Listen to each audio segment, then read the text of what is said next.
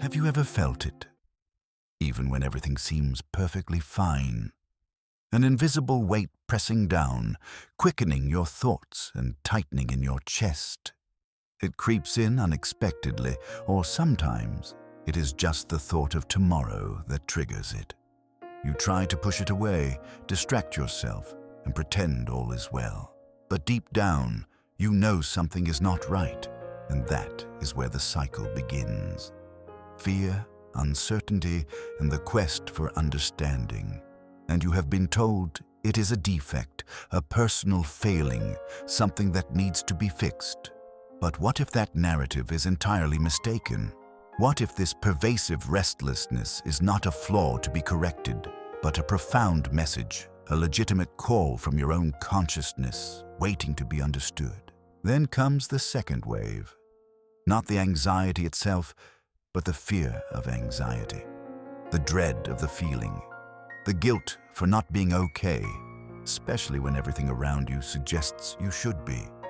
You have food, you have accomplishments, you have friends. They have told you it is a defect, a disorder, a malfunction of the mind, something to medicate, something to silence or solve.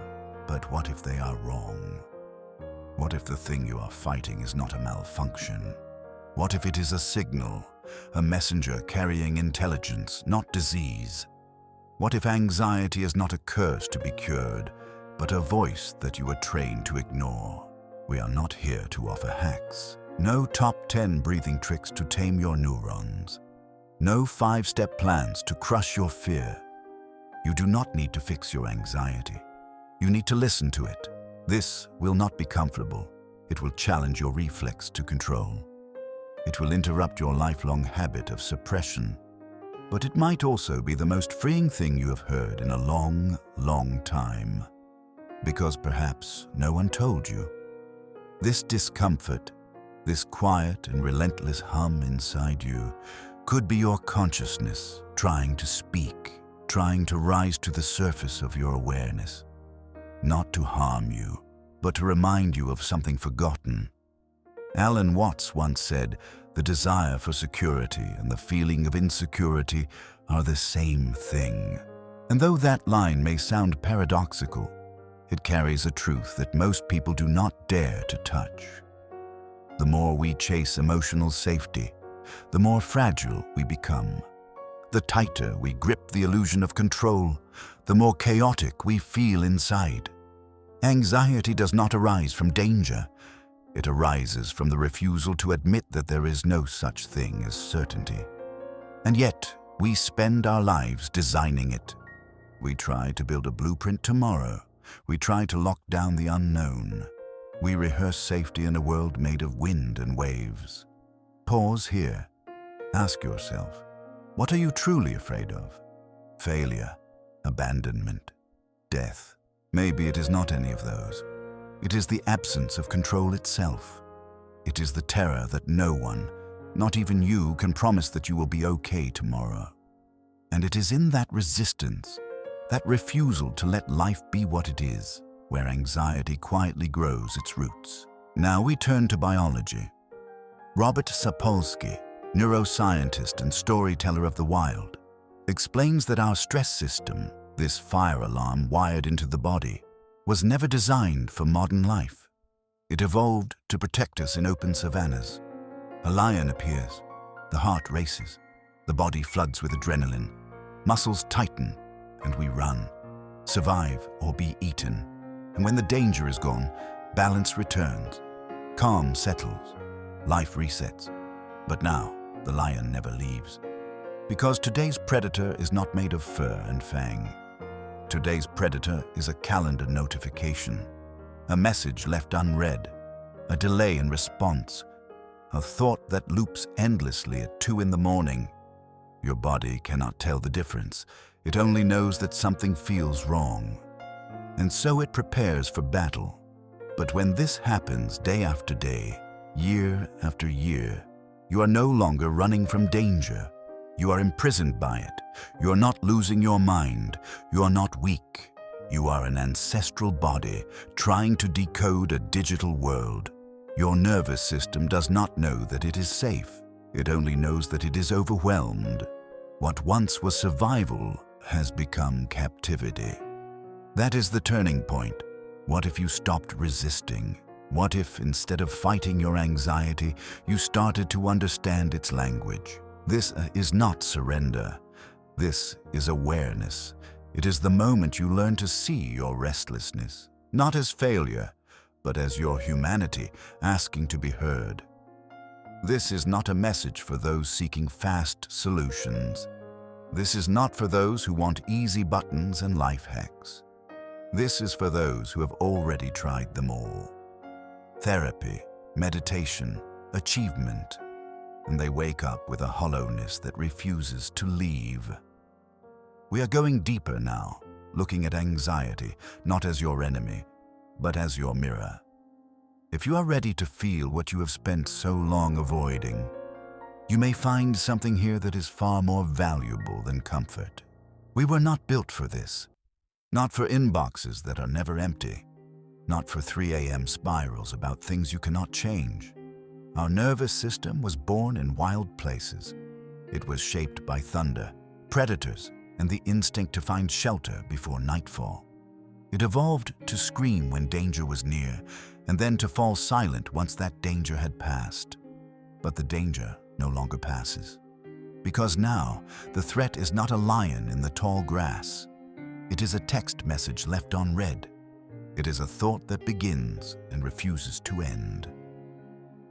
Robert Sapolsky asks a question that slices to the core. Why do zebras not get ulcers? Because they only activate stress when they are running for their lives. And when the chase ends, so does the panic. Their bodies return to stillness. Their systems return to balance. But you are not chased by lions. You are chased by memories that reappear without warning, by unfinished conversations that echo for days, by futures that do not exist but haunt you anyway. Your body does not know that.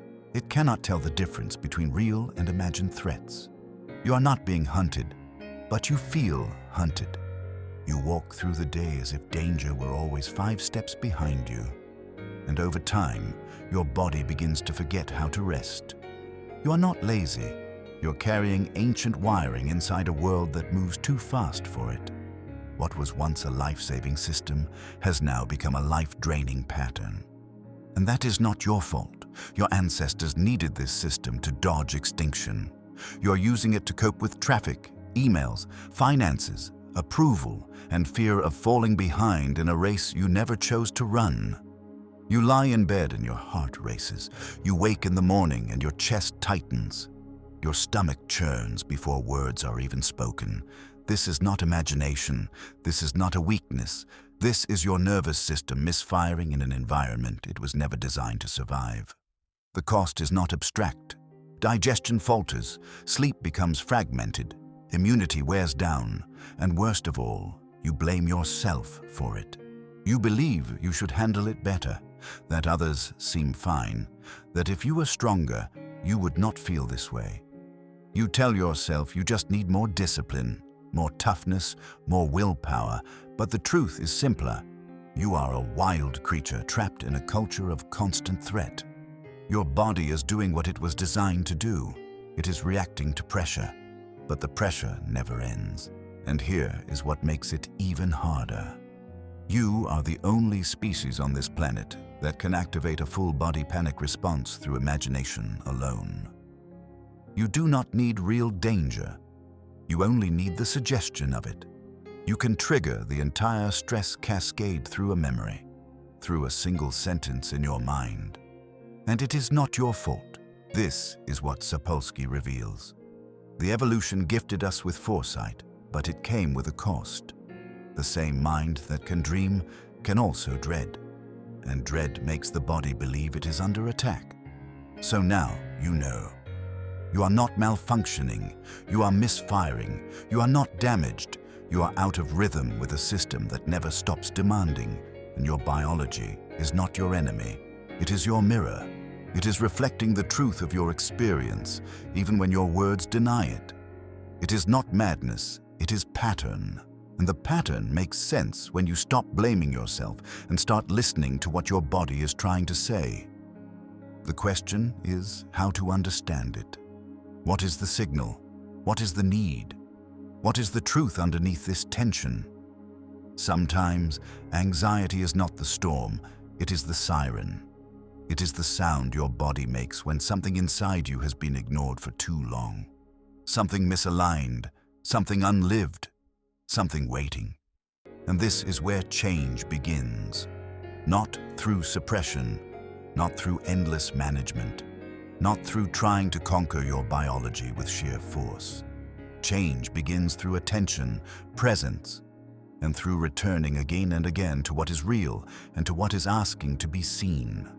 This is not easy, but it is honest, and your nervous system, as ancient and sensitive as it is, recognizes honesty as safety. You do not have to fall apart to be out of alignment. There does not need to be a breakdown, a collapse, a catastrophe. Sometimes the unraveling happens in silence, in small concessions made over time. You only have to pretend for too long. Pretend that you are fine. Most of us have learned this well. We have been taught the choreography.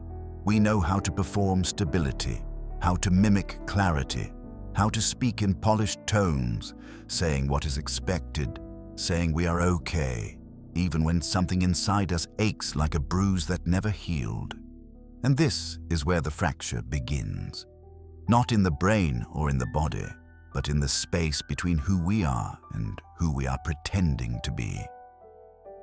Alan Watts saw it with astonishing clarity. To him, psychological suffering emerges when we try to uphold an identity that no longer reflects what is real. We want to appear secure, controlled, strong, even when inside something is collapsing. And as he writes, to be insecure is to be alive. But we were never taught this. We were taught to suppress insecurity, to armor it with achievement, to cover it with credentials, to bury it beneath competence and self-assurance. We were taught to never show the tremble, to never let the mask slip, to keep playing the role, even when it hurts to hold the smile.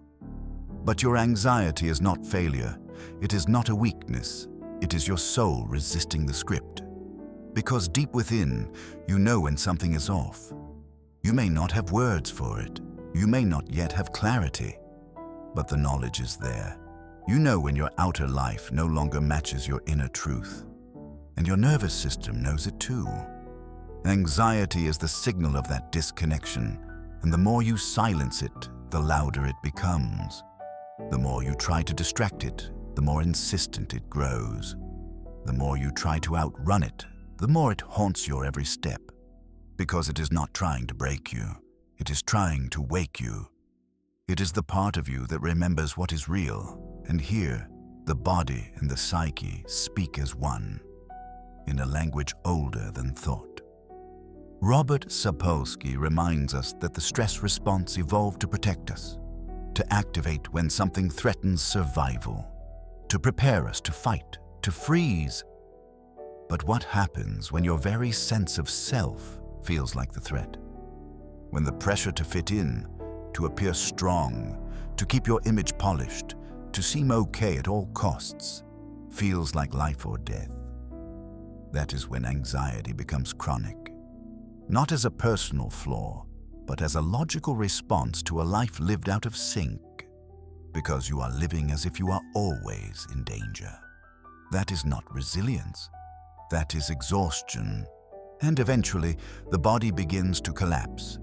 Energy drains, memory dulls, cognition fogs. Why? Because you are asking your system to perform safety without ever letting it feel safe. You're asking it to survive a reality that is not honest, to adapt to a life that does not fit. But what if you stopped performing? What if you allowed the anxiety to speak? Not to dominate, but to be heard. What if you stopped fixing and started listening? Because beneath the tight breath, the racing thoughts, or beneath the tightening chest, there may be something else. The truth of what you have been avoiding. The truth of what you have been postponing. The truth of what no longer fits and what never did. This is where the shift begins. Not a shift into control, not a shift into mastery, but a shift into alignment. Because when you begin to live closer to your truth, the body begins to soften. Not instantly, not dramatically, but gradually and naturally. Alan Watts did not romanticize suffering. He did not call pain sacred for its own sake. He simply revealed how we multiply our suffering by resisting reality. He saw anxiety not as a personal failure, but as a natural response to living inauthentically. And Sapolsky confirmed it from another doorway. He showed that the stress response is adaptive until it is trapped. And we become trapped when we lose the ability to be real, when we forget how to speak truthfully, even to ourselves. So the path forward is not a strategy. It is not a technique. It is not another optimization. It is a return to truth, a return to a life that fits from the inside. This is not a cure. It is not a final destination. It is a beginning. And like all beginnings, it starts not with force, but with honesty. And this is the turn we must make, from managing anxiety to meeting it, from resisting it to understanding what it has been trying to say all along. Awareness is not the finish line. It is the threshold. It is the place where seeing becomes the beginning, not the end. Once you recognize the tension, the fracture between your biology and your beliefs, between the life you live and the life that wants to be lived, you stand at the mouth of a deeper question. Now what? If anxiety is a signal, what does it ask of you? What does it seek, not just as a nuisance or obstacle, but as a messenger bearing something essential? It does not seek perfection. It does not require more discipline, performance, or strategy. It asks you to return, to descend out of the ever-tightening loops of rumination, to step away from the endless rehearsals in the theater of your mind, and to come back into contact with what is real. Alan Watts said that the secret of life is to be completely engaged with what you're doing in the here and now, but not as a motivational slogan, not as a productivity hack, not as another performance of mindfulness for an audience, even if that audience is only your own inner critic. This is something far more intimate. It is a return to sanity. Because presence is not an idea. It is not a sentiment to be pinned on a corkboard or printed on a coffee mug. Presence is a practice, a physical, moment-by-moment training to stop solving life in your head and start inhabiting the life beneath your feet. This is not the romanticized presence that floats through Instagram quotes. This is not warm baths and candle-lit mantras wrapped in linen. This is remembering how to feel again when feeling has been buried beneath years of performance and protection. This is learning how to be still without dissociating, how to breathe without performing calmness for someone else. Robert Sapolsky shows us that the nervous system, that trembling web of signals and stories, can be retrained, but not through affirmations or abstractions, not with thoughts alone. It can be retrained with signals sent not through language, but through breath, through posture, through the pace at which you move through space. A long exhale, for example, is not merely relaxing. It is chemical. It carries a physiological code. It tells the brain the threat has passed, and the brain believes it. Your heart rate slows. The alarm dials down. And in that downshifting, you reclaim something ancient, the ability to feel safe in your own skin. This is the meeting point where philosophy becomes physiology, where Watts and Sapolsky are in the same sacred thing through different doors. You are safe here. But you must feel it, not just think it. And this is what most of us have forgotten. Not how to be smart, not how to be productive, but how to be here. how to let the ground hold you, how to let the body be included in the conversation we call healing. Because the mind cannot heal what it keeps fleeing, and it cannot rest while it still believes that everything depends on its next thought. So we train presence not as a lifestyle, but as a lifeline. We train it through simple acts, acts that might appear too small to matter, but which, in fact, mean everything. Moving the body, sleeping well, slowing the pace, naming what we feel, breathing all the way out, pausing before reacting, speaking truth, even when it trembles, letting silence stay, even when it aches. These are not wellness cliches. They are doorways. They are thresholds through which we return again and again. Because every time you return to the body, you return to a place that is not trying to be perfect. Just be in the present. And slowly, the system learns how to trust the moment again. Not because the moment is always safe, but because the moment is always real. This is not a cure. There is no magical moment of arrival. There is no single meditation that will erase the knot in your chest. But this presence is the path of becoming someone who no longer flees, someone who no longer argues with reality, but learns to move with it, with less resistance, with more breath. Because the more you train this presence, the more anxiety begins to change shape. It does not disappear, but it softens. It speaks more clearly. It becomes less of a prison and more of a compass. This is the paradox at the heart of healing. You do not fix anxiety by resisting it.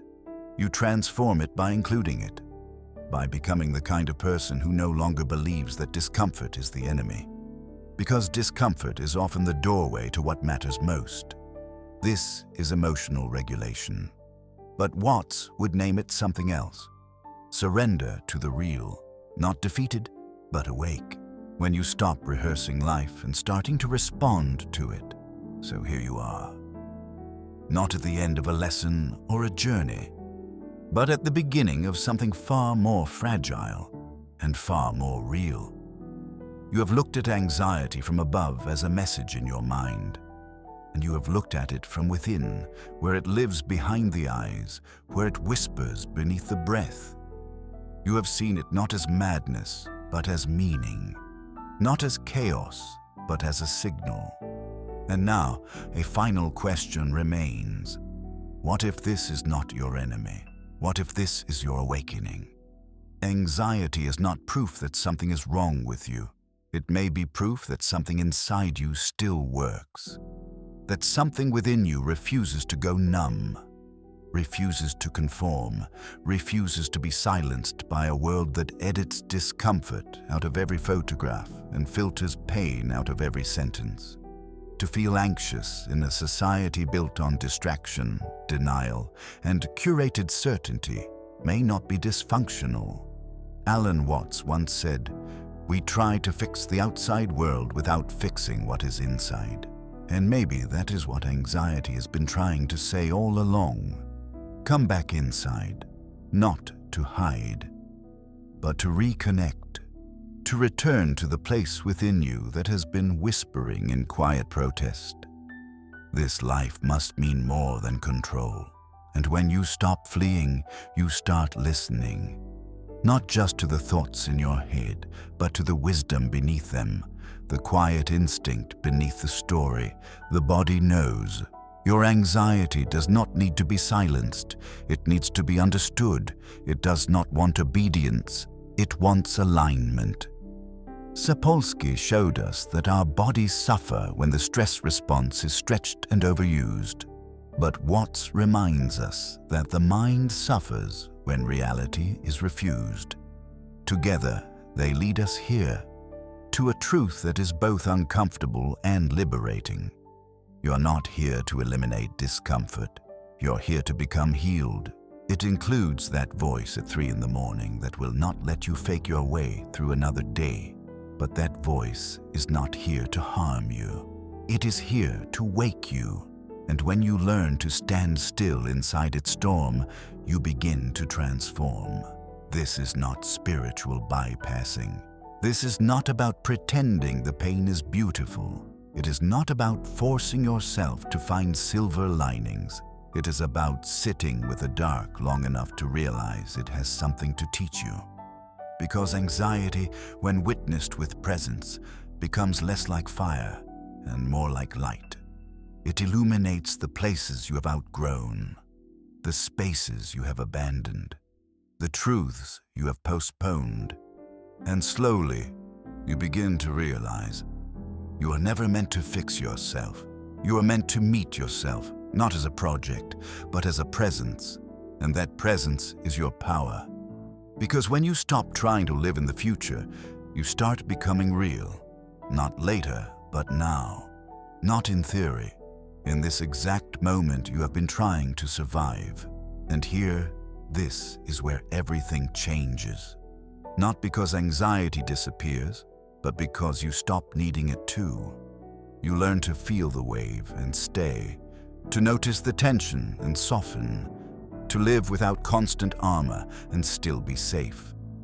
Because safety, it turns out, does not come from control.